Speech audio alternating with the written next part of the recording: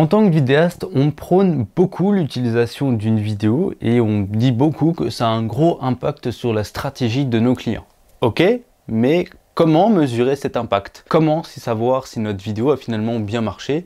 C'est ce qu'on va voir dans cette vidéo. La première étape pour savoir si la vidéo qu'on a réalisée a marché, c'est simplement de connaître l'objectif initial.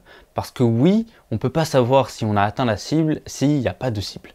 Donc d'abord, quel était l'objectif initial? Est-ce que c'était faire un after movie pour avoir des souvenirs? Est-ce que c'était recruter, vendre plus ou simplement parler d'un produit? Une fois qu'on a connaissance de l'objectif initial, on peut donc orienter nos recherches dans la bonne direction pour chercher les bons résultats. L'impact d'une vidéo, elle peut avoir plusieurs sources et surtout plusieurs facettes. On a au début les vues. Est-ce que notre vidéo a fait beaucoup de vues? Sur quelle plateforme est-ce qu'elle a fait des vues et pourquoi? Est-ce que c'est lié à un coup de boost d'un gros compte, d'une personnalité? Est-ce que c'est lié à la forte interaction qu'a créé notre vidéo? Est-ce que c'est une interaction positive ou négative? Beaucoup de gens qui nous insultent limite. Est-ce que c'est lié déjà à la communauté qui est déjà présente pour ton client?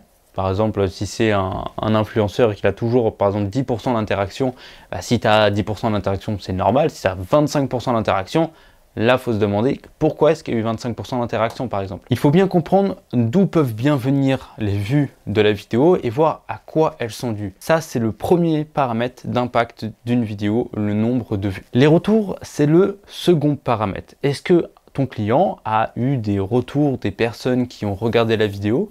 Est-ce qu'ils ont eu des commentaires et surtout, qu'est-ce que disent ces commentaires? Est-ce que les clients de ton client ont fait des retours dessus? Est-ce que c'est positif? Est-ce que c'est négatif? Parce que plus tu auras de retours, plus ça veut dire que les clients ont vu la vidéo et surtout qu'ils ont pensé quelque chose et qu'ils ont pris leur temps pour, du coup, aller discuter de ça avec ton client. Et suivant ces discussions, tu vas voir les vrais retours. Est-ce qu'ils ont dit, cette vidéo, elle n'a rien à faire ici, ou cette vidéo, elle est vraiment top, moi ça m'intéresse, blablabla, blablabla. Tu regardes par rapport à la suite de la conversation. Ensuite, on a les chiffres en tout genre. Est-ce qu'ils montent en général ou est-ce qu'ils descendent? Parce que par chiffres, je veux parler d'abonnés, de likes, d'interactions, de commentaires, de vues, de partages. Ce sont des chiffres en ligne. Est-ce qu'on a eu, par exemple, peut-être plus de visiteurs sur le site internet, sur la chaîne, plus de visiteurs? Est-ce que ton client aussi a reçu plus d'appels que d'habitude? Est-ce qu'il a engendré plus de ventes? On peut aussi le constater sur la durée. Est-ce que ton client a obtenu de nouveaux clients grâce à ta vidéo? On peut le voir par exemple avec une offre précise, avec un code précis à taper qu'on voit que dans la vidéo par exemple. Si tu as le code Hugo, et du coup dans 3 mois, il y a un type qui balance le code Hugo, je me dis putain, il a vu cette vidéo précisément là, donc elle a eu une réussite, un impact. En fait, il y a énormément de moyens pour voir si la vidéo que tu as réalisée a eu plus ou moins un gros impact pour ton client. Mais de toute façon, la personne qui sait le plus quel est l'impact de ta vidéo, c'est ton client. Parce que c'est lui qui a toutes ces statistiques. Donc tu vois directement avec lui quel a été l'impact de la vidéo, quels sont les chiffres qui ont augmenté, quelles stats sont intéressantes, par exemple, tout simplement. C'est comme ça qu'on peut réellement voir quel est l'impact d'une vidéo. Et si ta vidéo n'a pas eu pour objectif de faire du chiffre, comme par exemple simplement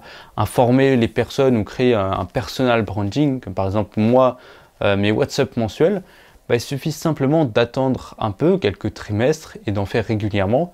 Et là, ce sont les fans, les véritables fans de ton client qui vont simplement venir à lui discuter de ses vidéos. Et une fois que tu auras posé la question à ton client de comment ça se passe, les résultats, moi je te conseille de vraiment faire ça. Une fois que tu as fini la vidéo, vous la publiez, je te conseille de revenir peut-être 3 semaines, 1 mois, 2, 3 mois après.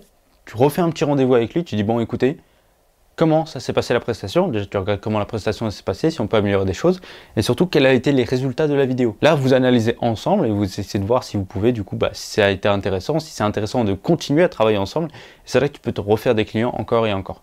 Et c'est vraiment une machine infernale à clients et tout simplement pour vivre de ta passion, quoi. Donc voilà, c'était une petite vidéo pour comprendre comment analyser l'impact d'une vidéo. Donc note bien tout ce que je viens de te dire et présente-les à tes clients dans tes prochains rendez-vous. Nous, on se retrouve dans la playlist juste ici que je te conseille de regarder. Je te dis à plus tard. Ciao!